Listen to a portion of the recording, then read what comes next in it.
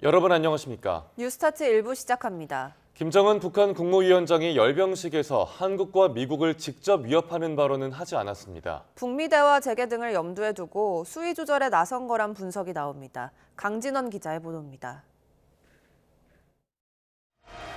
김정은 국무위원장의 열병식 연설 핵심 화두는 국방력 강화 의지였습니다. 적을 압도하는 정치 사상과 군사 기술적 우세를 통해 일체 위협을 소멸해야 한다는 겁니다. 혁명 무력과 함께 부정의와 패권에 반대한다고도 했는데 미국을 콕 집어 거론하진 않았습니다. 이 기회에 우리 당과 공화국 정부가 앞으로도 강력한 혁명 무력과 함께 부정의와 패권을 반대하고 비핵화를 요구하지 않는다면 미국과 대화할 수 있다는 뜻을 내비친 상황에서 발언 강도를 조정한 것으로 보입니다. 미국과의 만남 가능성을 열어놓고 있는 것 같아요. 만약에 트럼프와 만나서 핵 보유를 인정받는다면 이건 가장 큰 성공이거든요. 한국에 대한 직접적인 위협도 없었습니다. 적대적 두 국가론을 못 받고 남한과 상종하지 않겠다는 의사를 여러 차례 밝힌 만큼 내부 결속 메시지에 집중한 거란 분석이 나옵니다. 오직 힘으로서만 승리로서만 지켜지고 담보될 수 있는 우리 주권과 우리 위협의 무궁함을 우리는 오늘 다시금 확인하게 될 것입니다.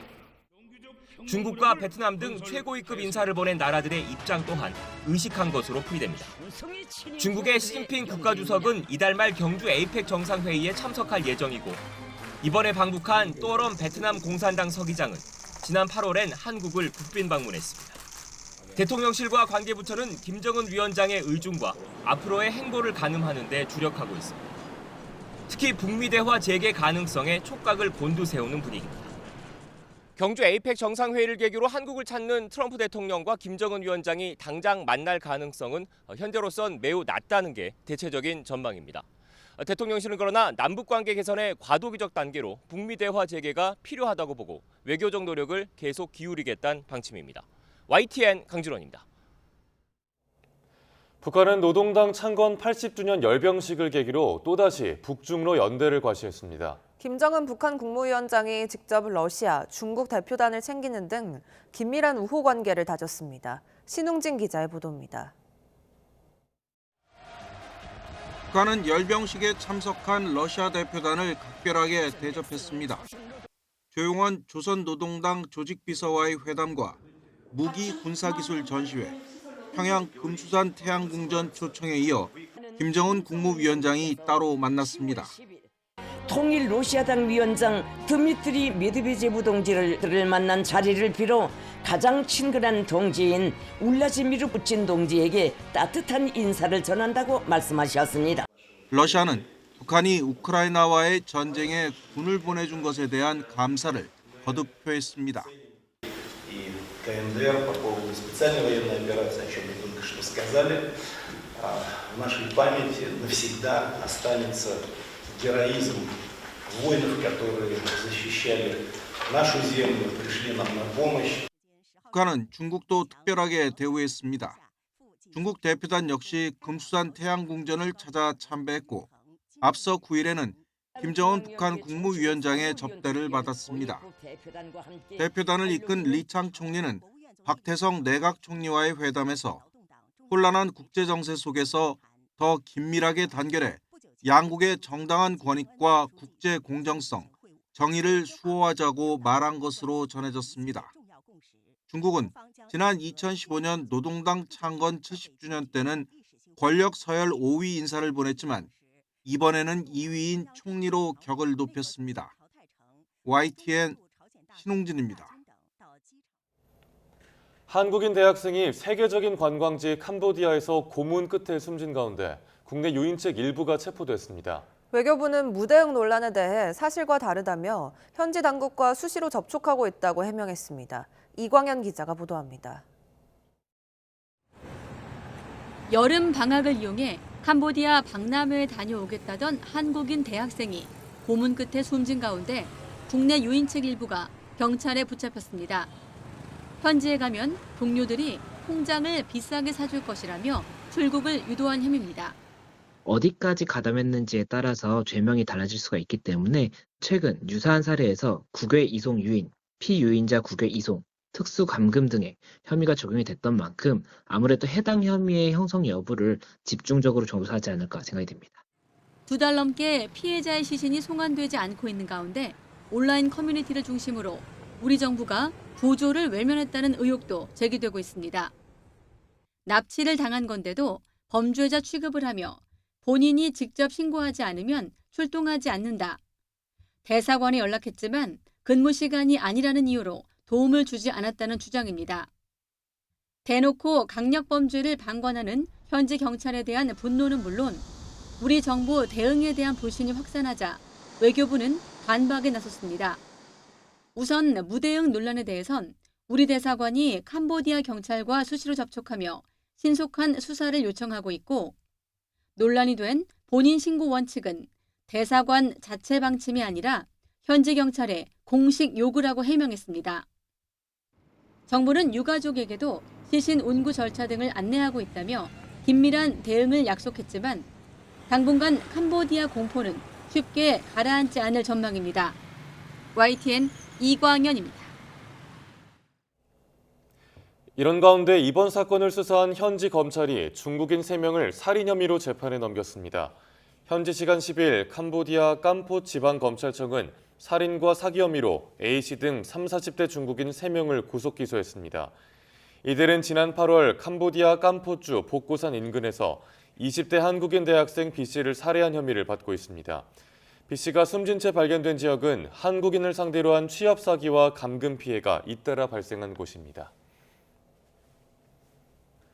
국가정보자원관리원 화재에 따른 전산망장애가 2주 넘게 이어지고 있지만 복구율은 여전히 30%대에 머물고 있습니다. 중대본은 이번 달 중순부터 복구가 빨라질 것으로 예상했고 경찰은 화재 원인 규명에 속도를 내고 있습니다. 오승훈 기자가 보도합니다. 정부 전산망 마비 사태를 일으킨 국가정보자원관리원 화재 여파가 2주 넘게 이어지고 있습니다. 시스템 복구율은 여전히 30%대에 머물고 있습니다. 복구가 더딘 이유는 이번 화재로 피해를 본 국정자원 5층 전산실 복구가 아직 마무리되지 않았기 때문입니다. 실제 화재가 난 7-1 전산실 외에도 인접한 전산실까지 분진과 연기로 인한 피해를 입어 복구가 지연되고 있습니다. 이에 따라 중대본은 전산실과 장비 복구에 전념하고 있습니다. 다만 서버와 네트워크 장비 등을 이번 연휴 기간 새로 도입해 이번 달 중순부터는 복구가 빨라질 것으로 보고 있습니다. 장비 설치가 완료되는 15일 이후부터는 복구되는 시스템이 빠르게 늘어날 것으로 예상되고 있습니다. 중대본이 시스템 복구에 힘을 쏟고 있는 가운데 경찰은 화재 원인 수사에 속도를 내고 있습니다. 앞서 경찰은 업무상 실화 혐의로 국정자원 관계자 등 5명을 입건했습니다. 작업 당시 비상전원장치 안에 있는 배터리 묶음의 부속전원 차단 여부를 확인하지 않았다는 진술을 토대로 작업자의 실수에 따른 발화 가능성을 살펴보고 있습니다. 경찰은 정확한 발화 원인을 찾기 위해 발화 추정 배터리 6개를 국과수 본원으로 보내 정밀 감정을 의뢰했습니다. 또 현장에서 회수한 배터리에 대한 분해 검사와 동일 기종 배터리의 재현 실험을 진행하는 등 수사 범위를 확대하고 있습니다. YTN 오승훈입니다.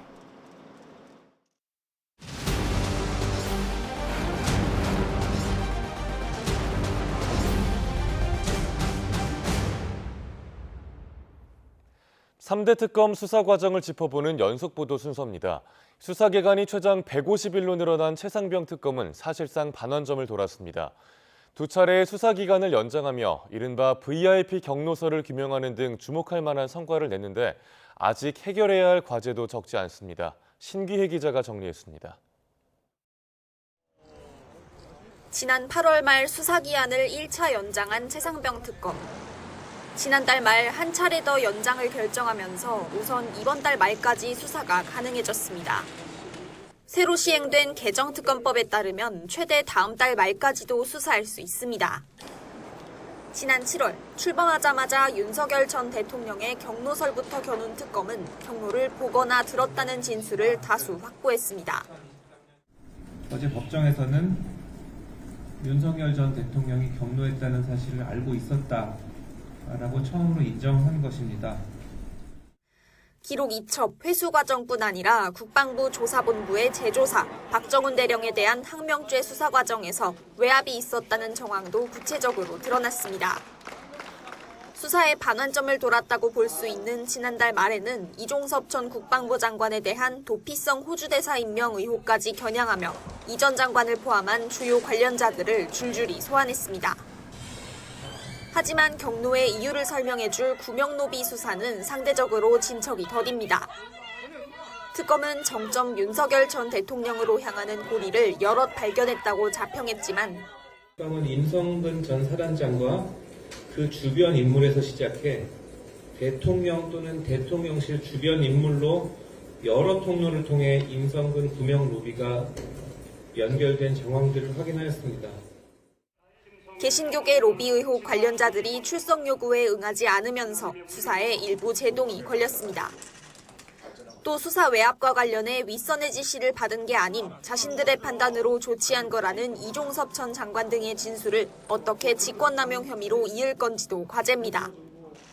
정점 윤석열 전 대통령 조사 초일기에 들어간 특검이 관련 혐의를 어느 정도로 다질 수 있을지 주목됩니다. YTN 신기혜입니다. 양평군청 공무원이 강압 수사로 숨졌다는 의혹에 대해 특검은 강하게 부인하고 있습니다. 강압 수사 의혹이 또 다른 수사로 이어질지 주목됩니다. 김영수 기자입니다. 양평군청 공무원 A씨는 공흥지구 특혜 의혹의 핵심인 개발부담금 관련 결제라인 중간에 있던 인물입니다. 지난 2일 특검의 피의자 신분으로 소환돼 변호인 없이 조사받은 걸로 파악됐습니다. 당일 밤늦게까지 이어진 조사에서 비교적 협조적으로 진술한 걸로 전해졌는데 A씨가 생전 작성한 메모를 근거로 강압과 회유가 있었다는 의혹이 제기된 겁니다. 특검은 언론을 통해 당일 상황을 설명하며 반박하면서도 유족을 고려해 추가적인 대응은 자제하고 있습니다. 하지만 특검 내부적으로는 A씨가 메모를 작성하고 정치권을 통해 공개되는 과정을 들여다봐야 한다는 분위기도 감지됩니다. 공개된 메모에 가필 흔적이 있고 수사팀 이름이 틀린 점이 석연치 않다는 이유에서입니다. 이런 가운데 A씨 사망 사건을 수사하는 경찰은 공개된 메모 외에 현장에서 발견된 유서가 있다고 밝혔습니다. 그러나 그 내용은 공개할 수 없다고 설명했습니다. 경찰은 A씨 사망 원인을 밝히기 위해 오는 13일 부검을 하기로 했는데 정치권에서 제기된 의혹에 대해서는 현재 단계에서 수사할 계획이 없다는 입장을 확인했습니다. A씨 변호인 측은 고소고발은 검토 중이라면서 검찰 수사를 촉구했습니다. 강압 수사가 있었는지, 회유 협박, 위법한 심야 최자 조사 이런 것들을 철저히 조사해서 그에 대한 법적 책임을 묻는 게 맞다고 봅니다. 국민의힘이 진상규명을 촉구하고 있는 데다 특검도 메모 작성 경위에 대해 살펴볼 필요가 있다고 보는 만큼 수사로 이어질 가능성도 남아있습니다. YTN 김영수입니다. 법원 결정에 불복하고 벌어진 서울 서부지법 폭동 사태와 관련해 130명 넘는 사람들이 재판에 넘겨졌는데요. 대부분이 실형을 선고받은 가운데 폭동을 부추겼다는 의심을 받는 이들에 대한 수사도 한창입니다. 양동훈 기자가 그동안의 수사와 재판 상황을 정리했습니다. 지난 1월 윤석열 전 대통령에 대한 구속영장이 발부되자 당시 서울 서부지방법원 주변에 있던 지지자들이 법원을 습격했습니다. 119 혁명이다. 119 혁명이야 이제. 나와봐. 전문가해. 법원 내부 집기와 시설을 파손했고 일부는 구속 결정을 내린 판사를 찾아다녔습니다. 법원을 상대로 한 사상 초유의 폭동에 경찰은 전담팀까지 꾸리며 검거에 나섰습니다. 이번 사태는 법 취지에 대한 중대한 도전이라고 생각하고 있고 이후 검경 수사를 통해 130명 넘는 사람이 재판에 넘겨졌습니다. 제 뒤로 보이는 것처럼 서부지법은 제 모습을 되찾았지만 아직 처벌은 진행 중입니다. 법원의 결정은 엄격했는데요. 폭동 가담자 대부분은 초범이지만 법원은 잇따라 실형 선고를 내렸습니다. 지난 5월 첫 판결을 시작으로 현재까지 90여 명에 대한 1심 선고가 이뤄졌는데 법원 내부로 침입하지 않거나 폭력 행위를 하지 않은 경우 등 20여 명을 제외하고는 1심 판결이 확정될 경우 교도소에서 징역을 살아야 합니다. 특히 법원에 불을 지르려고 시도한 2명이 각각 징역 5년과 4년 6개월로 가장 높은 형량을 선고받았습니다. 피의자 일부는 2심 선고도 마무리됐는데 일부 감형받은 경우도 있지만 모두 유죄 판결은 피하지 못했습니다. 법치주의에 대한 전면적인 부정행위이자 형사상으로 보더라도 심각한 중범죄에 해당하는 그런 사안입니다. 법원 폭동을 부추긴 배후 세력에 대한 수사도 진행 중입니다. 경찰은 전광훈 사랑제일교회 목사와 그의 딸 등에 대한 압수수색을 잇따라 벌였는데 하나같이 혐의를 부인하고 있습니다. 서부 사태하고는 전혀 나하고 관계가 없고 난 8시 반에 종료를 했다니까. 이런 분위기 속에 내란 우두머리 혐의로 구속된 윤석열 전 대통령은 폭동에 가담한 피의자를 위로하는 내용의 메시지를 내기도 했습니다. 법치주의 사회에서 용납할 수 없는 법원 폭동에 대한 판결이 잇따르는 가운데 이들을 부추긴 세력도 엄벌할 수 있을지 주목됩니다. YTN 양동훈입니다.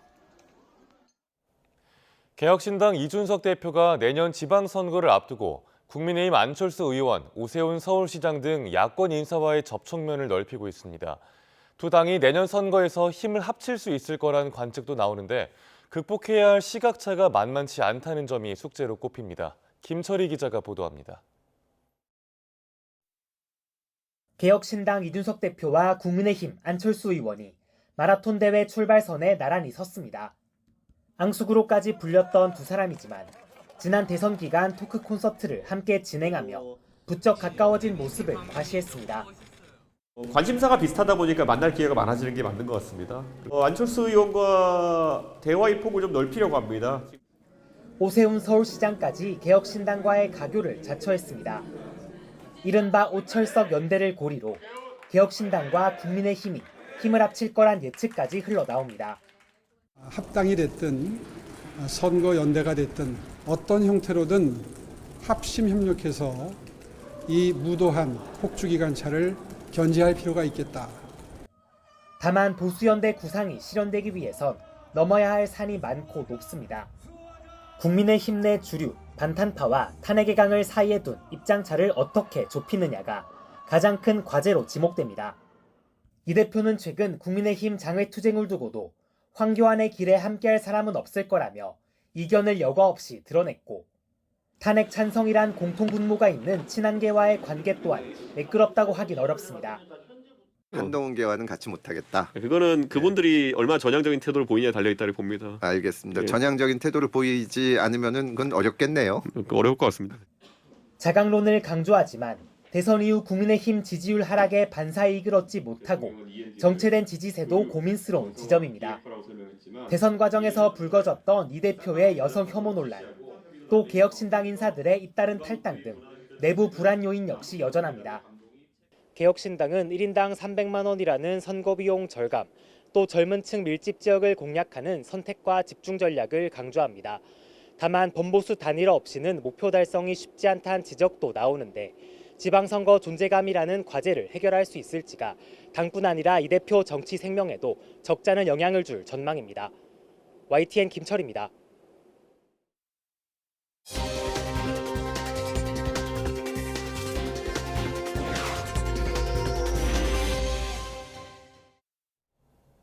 전기세 카드 납부가 가능한 일반 가정집과 달리 자영업자 대부분은 계좌이체로 전기요금을 현금으로 내야 합니다.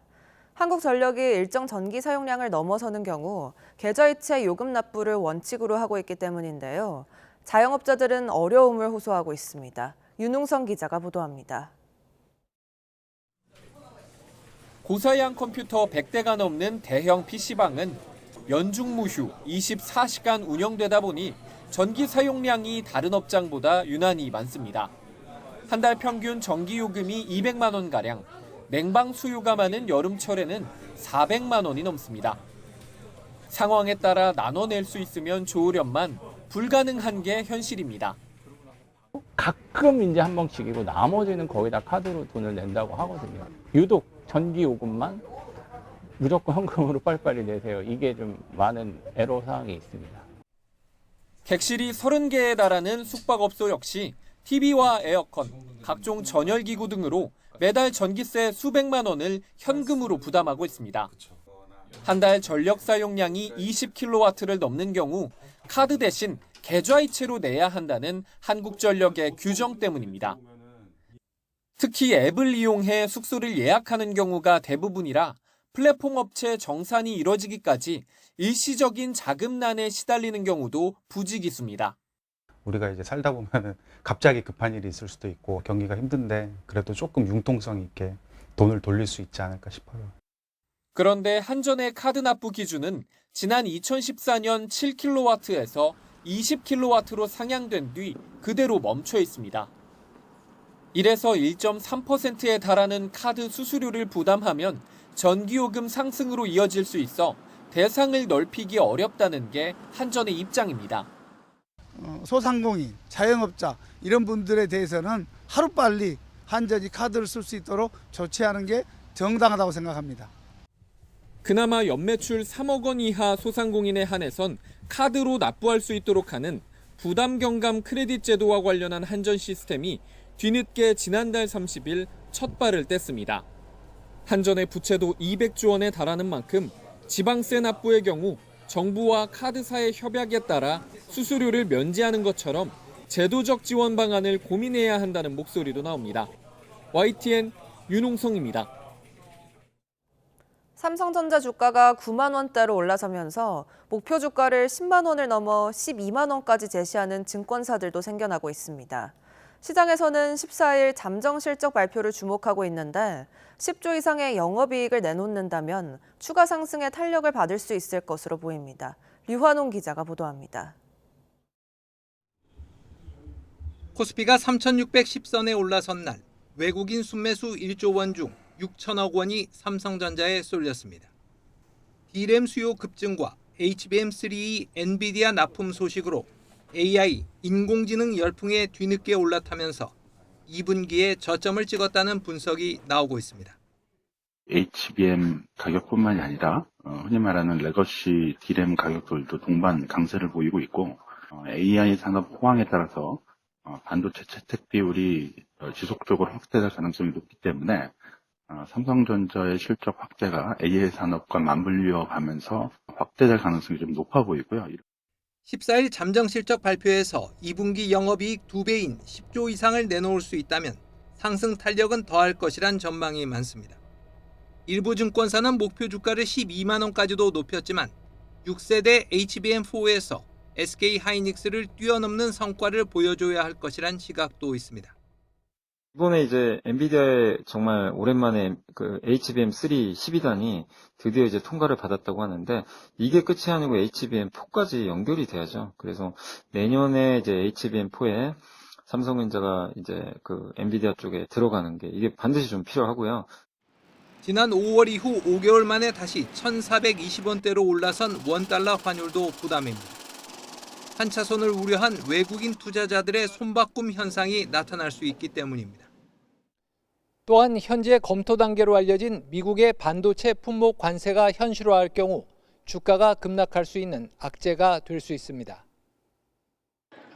트럼프 대통령이 중국의 100% 추가 관세를 예고하자 기술주 중심의 나스닥 지수는 3% 넘게 폭락했습니다. 필라델피아 반도체 지수는 6% 넘게 곤두박질했는데 그만큼 대외 변수가 녹록지 않다는 점을 보여주고 있습니다. YTN 유환홍입니다. 떨어지고 깔리고 끼이는 등 매년 2,000명 넘는 노동자들이 산업재해로 숨지는데요. 중대 산재기업에는 형사처벌을 넘어 과징금을 부과해야 한다는 지적이 나오지만 재계의 반발도 만만치 않습니다. 배민혁 기자가 보도합니다. 지난 2월 경기 안성에선 현대엔지니어링이 만들던 교량이 무너져 4명이 숨졌고 눈대중으로 거리를 재는 방법으로 주먹구구식으로 작업을 진행할 2달 뒤엔 포스코 ENC가 시공사인 신안산선 공사 현장이 무너져 1명이 숨졌습니다. 한 달 뒤 SPC 공장에선 작업 중이던 50대가 기계에 끼어 숨졌고 안전한 일터가 될 수 있도록 혼신의 노력을 DL건설과 GS건설, 대우건설의 아파트 신축 현장에서도 잇따라 노동자들이 숨졌습니다. 작업 중에 노동자가 숨진 아파트 공사 현장 앞입니다. 산업재해 사망자 수는 좀처럼 줄지 않고 있는데요.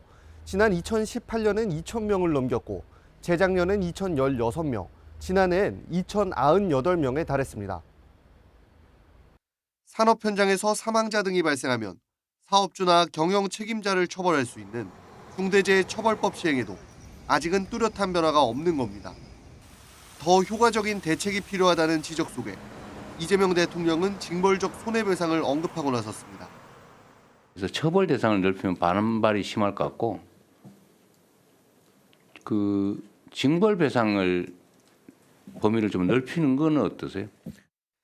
중대재해처벌법엔 고의나 중대 과실이면 손해액의 최대 5배까지 배상 책임을 물을 수 있다는 조항이 있습니다. 다만 실제 배상이 인용된 사례는 아직 없는데 산재 피해자 측이 비용 부담으로 소송을 꺼리기 때문이란 분석이 나옵니다. 생계 자체가 너무 어려운 상황이 많습니다. 그런 비용을 감당할 수 있는 여력이 없으신 경우가 많은 겁니다.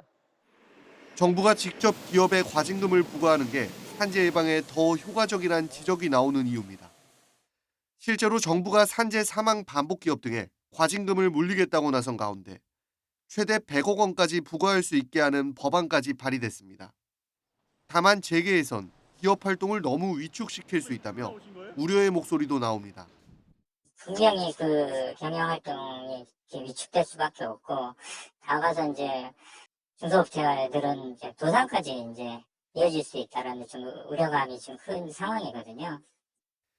한 해 2,000명이 숨지는 산업 현장, 반복되는 죽음을 막기 위한 실효성 있는 대책을 마련할 수 있을지 주목됩니다. YTN 배민혁입니다. 지난 추석 연휴 경기도 수원의 한 아파트 지하 주차장에서 충전 중이던 벤츠 전기차에서 불이 났습니다. 국내 대기업에서 생산한 리튬이온 배터리를 사용하는 전기차인 것으로 전해졌는데 경찰과 소방당국은 조만간 합동 감식을 진행할 예정입니다. 유서연 기자가 보도합니다. 아파트 지하 주차장에 불에 탄 잔해와 함께 소화기가 널브러져 있습니다. 전기차 충전기도 불에 타 형체를 알아보기 어렵습니다. 충전 중이던 벤츠 전기차에서 불이 난 건 지난 5일 아침 8시쯤. 불은 주변 차량까지 3대를 태우고 2시간여 만에 꺼졌는데 아파트 직원 한 명이 직접 불을 끄려다 연기를 마셔 병원에 옮겨졌습니다. 이제 안개같이 자욱했어요. 그리고 독가스가 이렇게 사람 숨쉬기 힘들 정도로 좀 막 기침이 나오고 그랬어요. 아파트 주민들은 지난해 수십 명이 다치고 차량 수백 대가 불에 그을렸던 인천 청라 벤츠 전기차 화재가 떠올라 놀란 가슴을 쓸어내려야 했습니다. 진짜 남의 일이라고 생각했어요. 설마 그냥 작게 났겠지 했는데 생각보다 규모가 좀 커서 좀 놀랬죠. 그리고 좀. 이번에 불이 난 전기차는 인천 청라 화재 당시와는 다른 차종으로 배터리 역시 그때와 달리 국내 대기업에서 생산한 리튬이온 배터리가 쓰인 거로 전해졌습니다. 청라 화재 때는 발화 우려로 리콜된 적이 있는 중국산 배터리가 장착된 사실이 알려지며 논란이 됐습니다.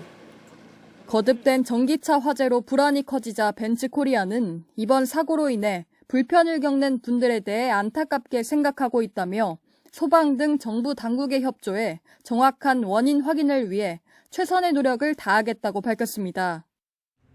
경찰과 소방당국은 조만간 합동 감식을 진행해 배터리의 문제인지 다른 원인이 있는지 등을 조사할 예정입니다. YTN 유서연입니다. 낙태죄는 폐지됐지만 임신 중지 허용 시기나 방법 등을 명시한 입법은 6년째 이루어지지 않고 있습니다.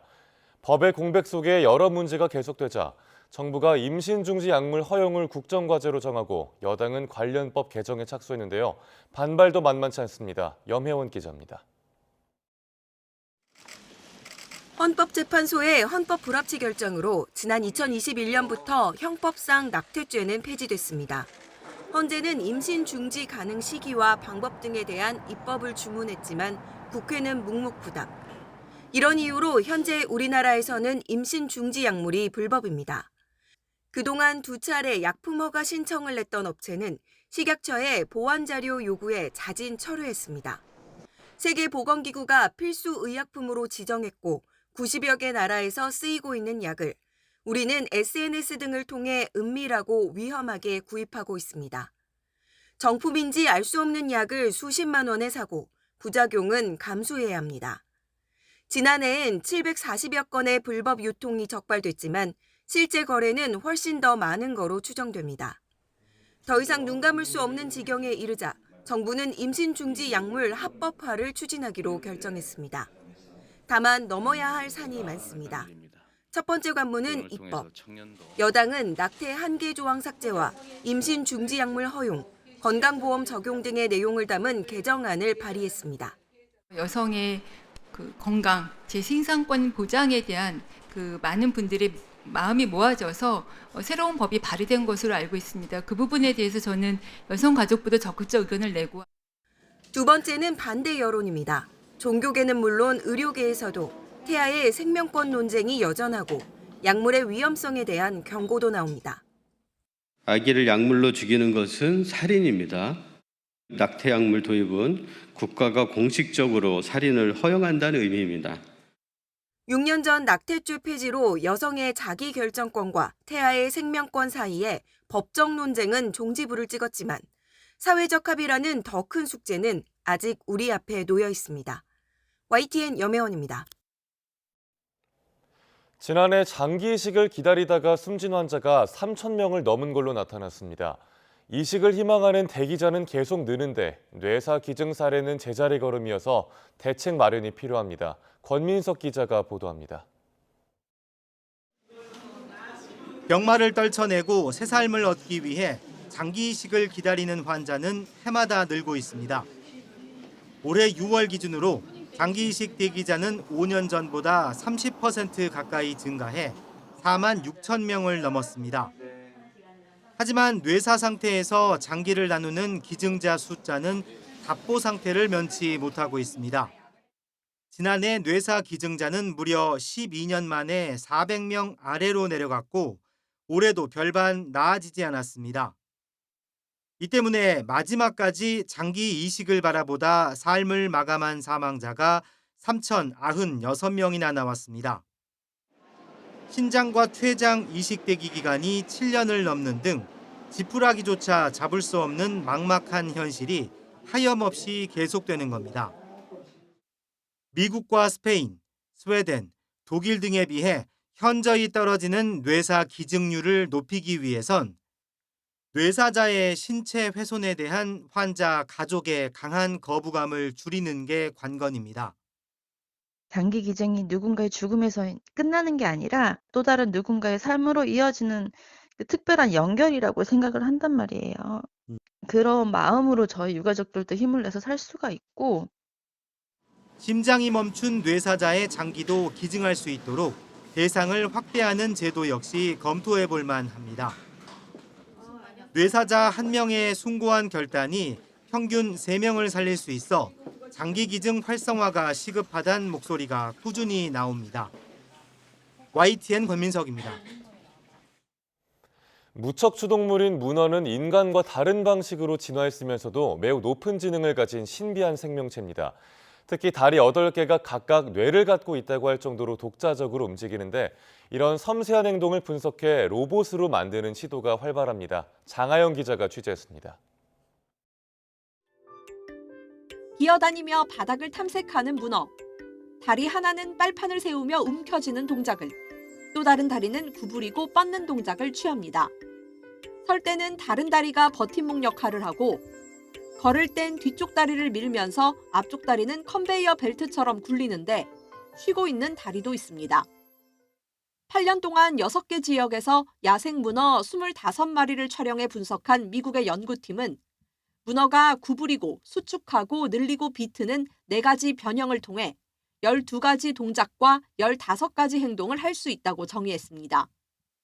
세세한 행동 데이터를 만든 건 로봇 설계에 활용하기 위해서입니다.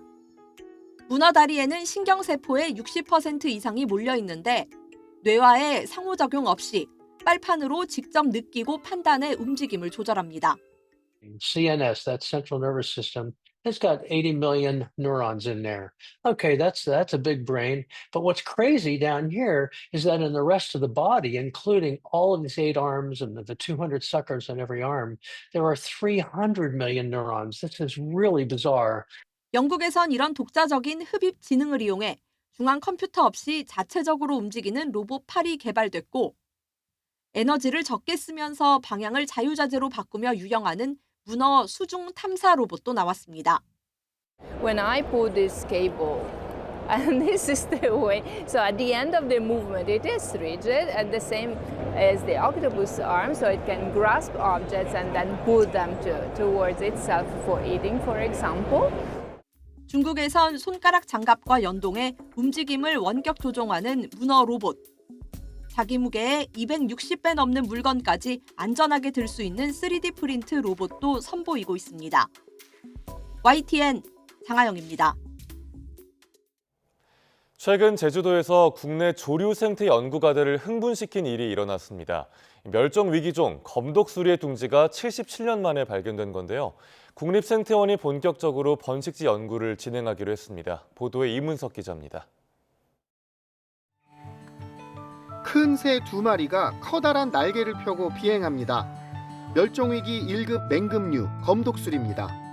한 몸집 한다는 큰부리 까마귀들도 검독수리 옆에선 작게 느껴집니다.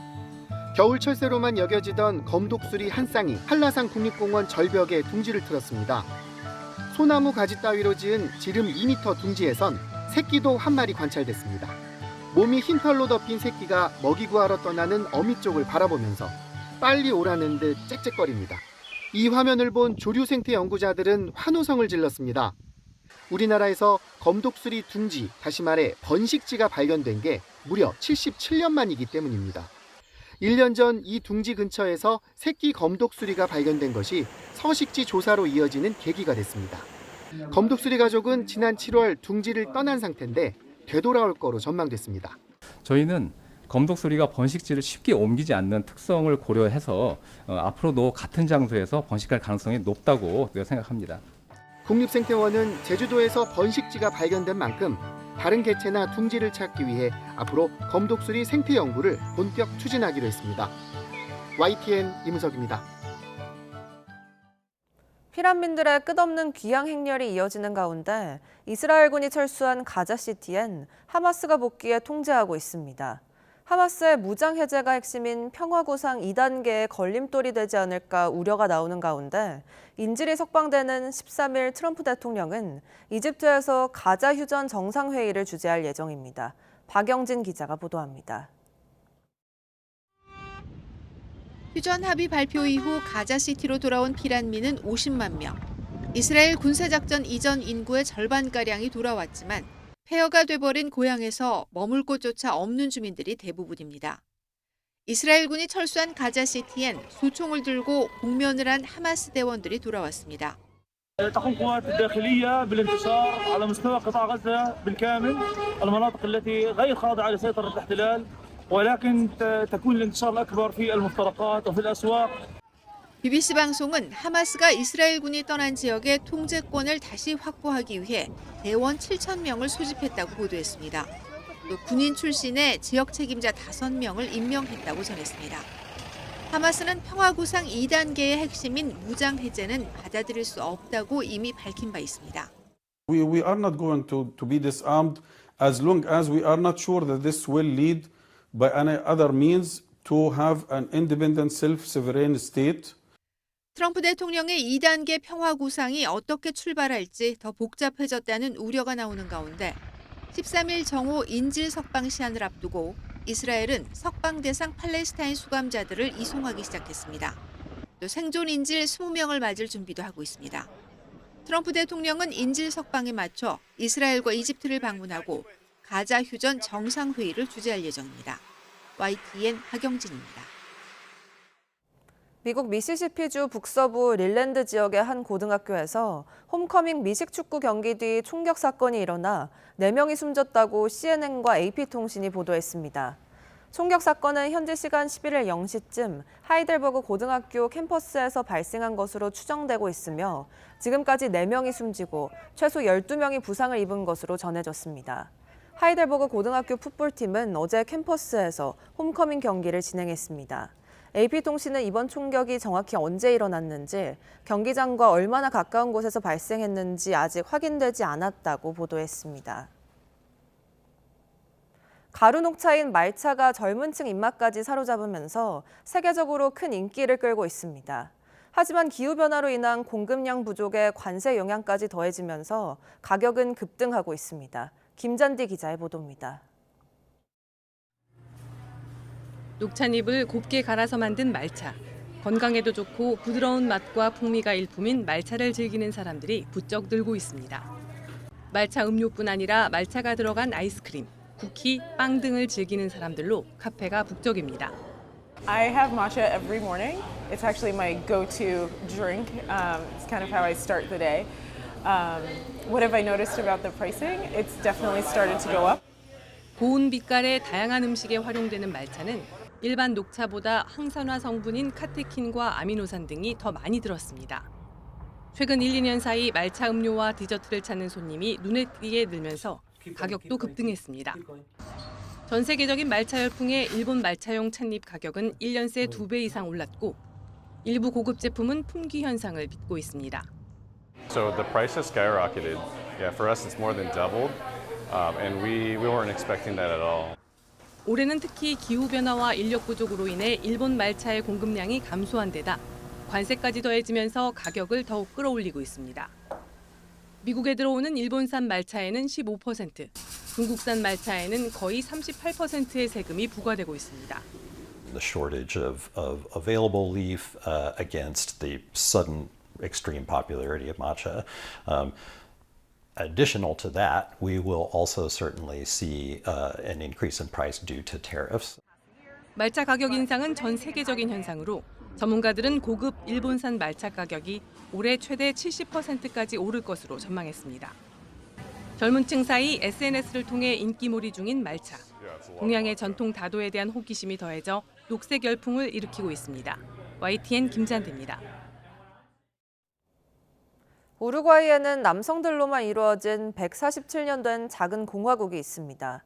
우정과 오락, 예술을 위한 사회문화적 모임 역할을 하는데 이곳에서는 정치와 종교는 물론 심지어 축구 이야기도 금지돼 있다고 합니다. 한상욱 기자입니다.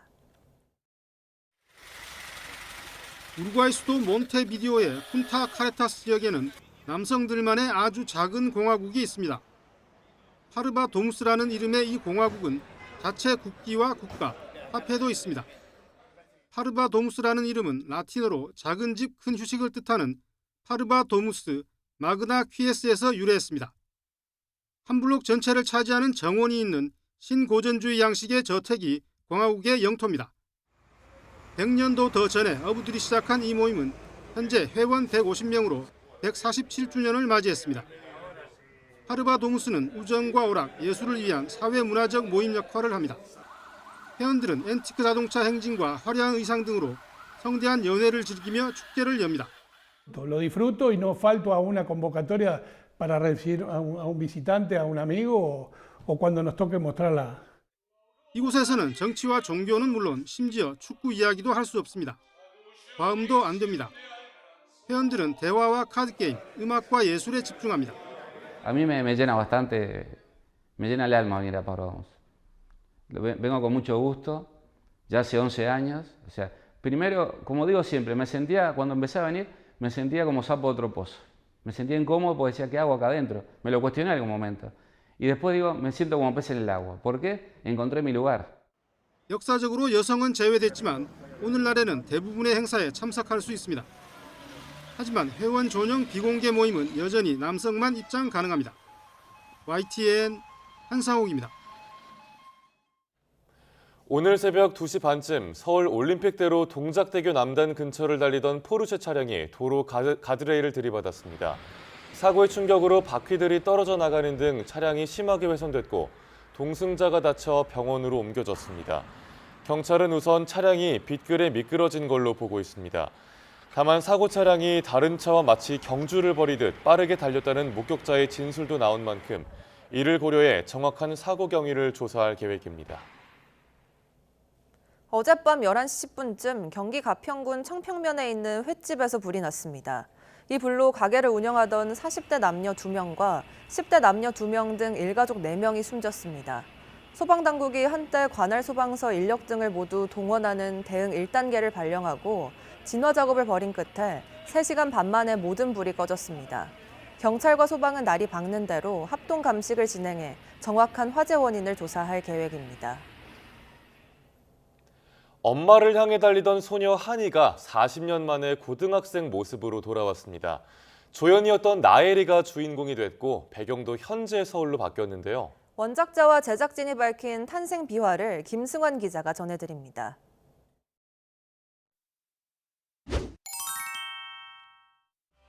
생각만 해도 가슴이 뭉클해지는 한이 대신 제작진이 전면에 내세운 건 한이의 라이벌 나엘이. 내 이름은 나엘이. 대한민국 청소년 단거리 국가대표. 내 앞에 달릴 수 있는 사람은 이제 아무도 없다. 도회적인 이미지와 열등감 속에서 고군분투하는 나엘이 캐릭터가 지금 세대에 더 가까울 거라는 판단입니다. 한이는 결핍이 있는 캐릭터로 엄마를 그리워하면서 그 폭발력으로 달렸던 친구거든요. 원작에서 훌륭하게 전개가 끝나 있는 거라서 나엘이는 경쟁자이긴 하지만 그 캐릭터의 어떤 그런 내용들이 많이 들어있지는 않았어요, 상대적으로. 원작 만화에서 한이가 나엘이에게 날린 대사 나쁜 계집애. 이번엔 주인공 나엘이 대신 한이에게 그 말이 붙었습니다.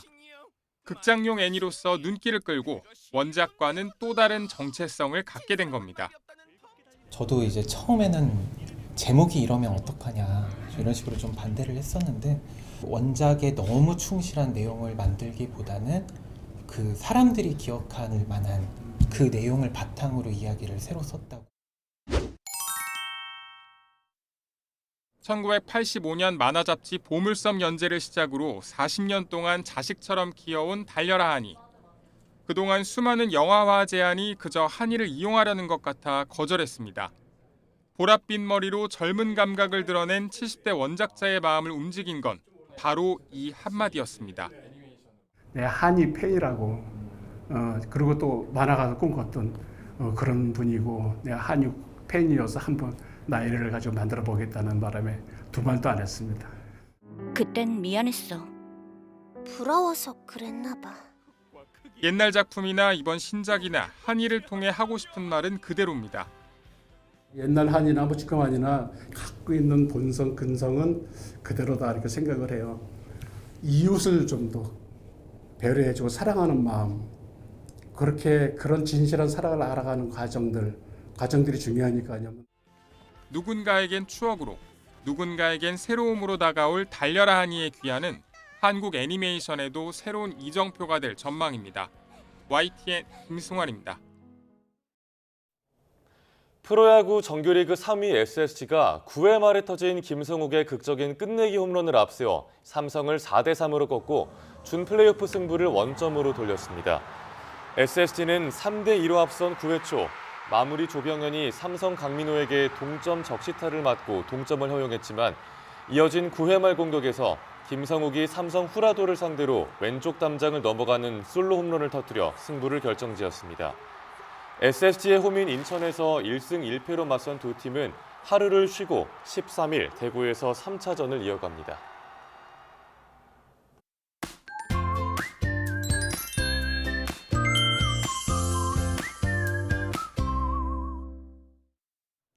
오늘도 맑은 하늘 보기는 어렵겠습니다. 현재 영동과 충북에 약한 비가 지나고 있는데요.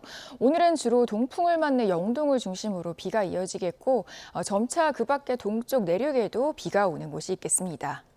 앞으로 영동을 비롯한 동해안에는 5에서 40mm 정도의 비가 예상되고요. 그 밖에 내륙에 내리는 양은 5에서 10mm로 많지 않겠습니다. 오늘 서울은 하늘만 흐릴 뿐 비 예보는 없겠고요. 동해안에는 강풍과 함께 너울도 밀려드는 만큼 해안가 안전에 주의가 필요하겠습니다.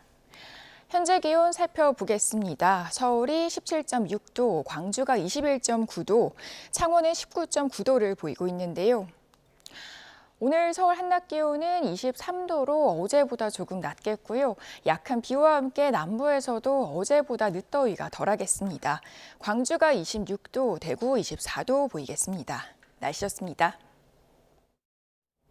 뉴스타트 1부 마칩니다. 잠시 후 2부가 이어집니다. 시청해주신 여러분 고맙습니다.